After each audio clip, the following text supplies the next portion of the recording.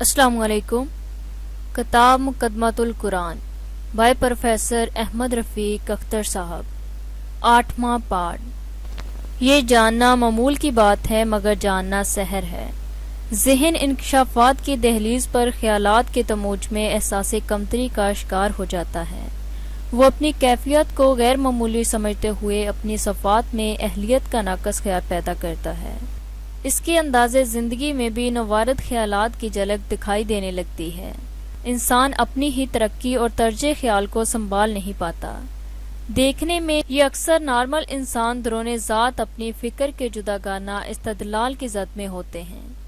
وہ اپنے ہر خیال کو ذاتی اور شخصی صفت سمجھتے ہیں، یہ جاننے کے باوجود کہ ہر خیال اس طرح نسب و کسب کا مالک ہے جیسا کہ دنیا کی باقی اشیاء۔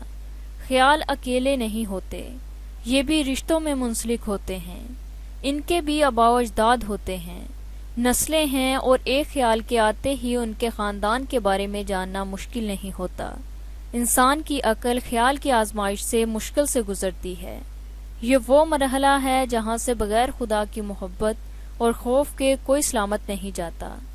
خیالات، احساسات اور جذبات کی دنیایں ظاہری سائنسی سے زیادہ پیچیدہ اور ناقابل فہم ہیں۔ انسان ان کے الجھاؤ میں اپنے بیشتر تحفظات موقوف کر دیتا ہے۔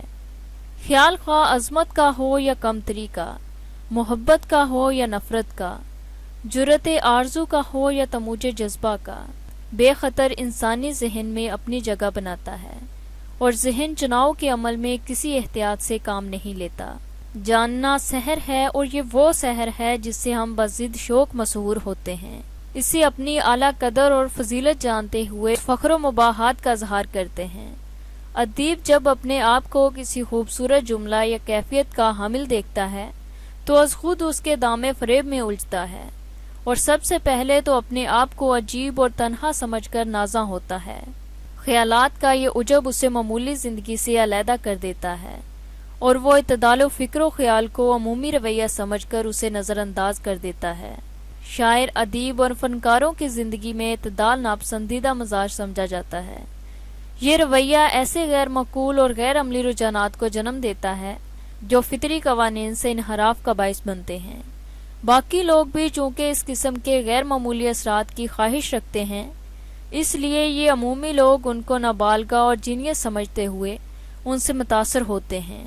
عموماً اس جرأت ندرانہ کی ضد میں وہ قوانین آتے ہیں جنہوں نے زمانہ غار سے لے کر آج کے متمدن معاشرے تک انسان کی بقا میں مدد دی ہوتی ہے۔ انار کے تصور کی غیر ترتیب یافتہ شکل ہے، یہ ترجیحات کی تردید ہے، اور مجموعی زندگی کو انفرادی تاثرات سے بدلنے کی کوشش ہے۔ تحریر و تقریر کی آزادی کا تصور بھی اسی بہمانہ انارکی کا ہی ایک حصہ ہے۔ پیغمبرانہ اخلاق اور ذہانت ہی اس عصیب سے نجات یافتہ ہوتی ہے۔ بلا شبہ ہر پیغمبر اپنے زمانے کی بہترین عقل کا وارث ہوتا ہے۔ پیغمبر اس قسم کے شخصی عقلی انحراف کے نتائج سے بخوبی آگاہ ہوتے ہیں۔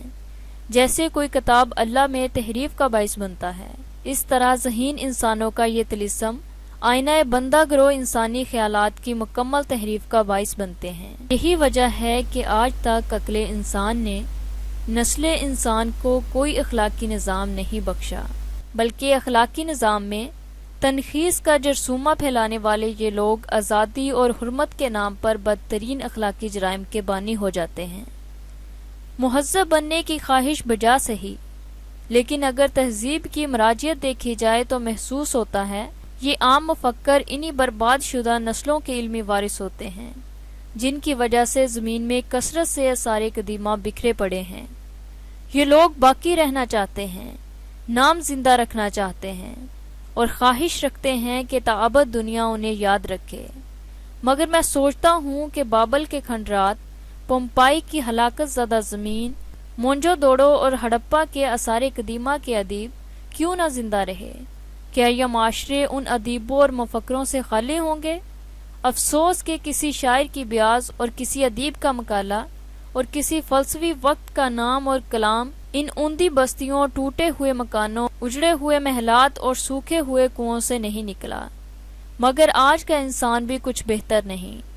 وہ تباہیوں کے اس پس منظر سے درس عبرت سیکھنے کی بجائے ان آثار قدیمہ سے صرف میوزیم اور ڈرائنگ روم سجانے کا کام لیتا ہے۔ صحت اور اعتدال عقل کے وارث پیغمبروں کا استہزاء کوئی نئی بات نہیں۔ طنز و تشنیع، جور و ستم اور مکر و فریب کی روایت سے ہر پیغمبر اور رسول کا واسطہ پڑا۔ کچھ کو جہالت کے ان علماء نے تاتیک بھی کیا، کچھ کو سولی پر چڑھانے کی بھی کوشش کی، مگر طرفہ تماشا یہ ہے کہ بجائے یحییٰ علیہ السلام کے تزکیہ اور صبر کی داد دینے کے، سلومی کے فحش اعمال کو باعث ترجیح سمجھا گیا۔ انسان نے آج تک شاید ٹریفک لا کے قانون کے کوئی سہولت انسان کو نہیں بخشی۔ نہ صرف یہ کہ اس مسحور عقل نے انسان کے واحد طریق نجات کو چھینا اور ایک بے صبر، بے بصیرت اور بے آبرو معاشرے کی بنیاد رکھی، بلکہ اپنی خود غرضیانہ اور جبلی تحریکات کی بدولت انسانی معاشرے سے یادداشت، نیند، امن و سکون اور قرار قلب بھی چھین لیا۔ خیال و ایجاد کی تحریکات نے ترجیح اول کو اسے بلایا کہ پوری نسل انسان عالم سکرات میں لگتی ہے، جس کو اب یہ یاد نہیں کہ کوئی کھوئی ہوئی منزل اب بھی اس کے انتظار میں ہے۔ اعداد و شمار کی اس بے بسر کائنات میں تمام عقلی توضیحات جبر مسلسل کی طرح نسل انسانی پر مسلط ہیں۔ یہ وہ المیہ ہے کہ جو انسان فکری رہبر خود اپنے اوپر مسلط کر رہے ہیں، مگر خدائے کائنات کا تصور دور حاضر کی عقلیت کا سب سے بڑا عصیب ہے۔ باوجود کوشش کے انسان اپنی عاقبت کے خوف سے لرزہ براندم ہے۔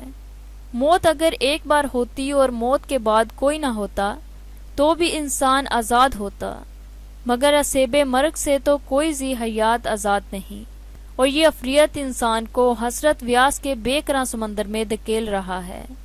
کبھی کبھی بجلی کی ایک چمک جب ٹوٹی ہوئی پتوار والی کشتی کے مسافر پر پڑتی ہے تو اسے مذہب میں روشنی نظر آتی ہے، ورنہ پھر وہی محب سمندر، وہی عطا طریق کی وہی ہولناک موجیں۔ راہ فکر میں سب سے بڑی خطا طمانیت ہے۔ ارذل عمر تک پہنچنے سے پہلے اگر فکری سفر ختم ہو جائے اور انسان اپنے آپ کو مکمل سمجھ لے تو اس سے بڑی خطا اور شاید گناہ کوئی نہیں۔ فکر دریائے رواں کی طرح ہے، ربط و ویابس کا اس میں ملنا عین فطرت ہے، اور تکمیل شاید کبھی بھی نصیب نہیں ہوتی۔ صاف شفاف پانی کا چشمہ بھی اگر رک جائے تو سرانٹ کا شکار ہو جاتا ہے۔ دنیا کے تمام مقاصد فکر کو محدود کرنے کا باعث بن جاتے ہیں۔ جزوی عقلی استعداد کہیں نہ کہیں اپنی حدود تک پہنچ جاتی ہے۔ عقل جہاں رکتی ہے بت خانہ تعمیر کر لیتی ہے، اور باقی مائندہ عمر انہی حدود و قیود میں گزارتی ہے، جہاں سے بڑھنا اس کا مقدر نہیں ہوتا۔ مگر ایک راستہ یقیناً ایسا ہے جس میں عقل محدود نہیں ہوتی۔ علم و عقل تمام تر تجسس کے ساتھ ہے، اور جستجوئے مزید کے بغیر ایسے بھوکے معدے کی طرح ہے جو اپنے آپ کو چاٹتا ہے۔ اگر دل کی دوا یاد خدا ہے تو عقل کی روانی تصور خدا سے ہے۔ عقل کل اور علم مکمل کی تحصیل ناممکن سہی، مگر اس کے قریب تر ہونے کی خواہش مراج دانش ہے۔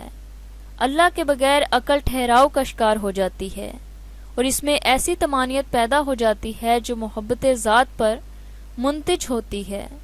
اس لیے قرآن میں اللہ عقل انسان کے لیے چھوٹا وقفہ مختص کرتا ہے اور اسے لام میم کہتا ہے، مگر توارث سے ٹھہراؤ اور دراصل مزید فہم و فراست کے لیے قاتل ہے۔ شناخت الہیہ کے سوا تمام علوم کاروبار حیات پر ختم ہو جاتے ہیں۔ ان کو علم کہنا بھی دراصل محال ہے۔ دنیاوی مہارتوں کے مظہر اذہان بالآخر افسردگی کا شکار ہو جاتے ہیں، اور یہ اسی طمانیت کا نتیجہ ہے جس کی وجہ سے مزید فکری گہرائی اور گہرائی تک پہنچنے سے قاصر ہوتے ہیں۔ شکریہ۔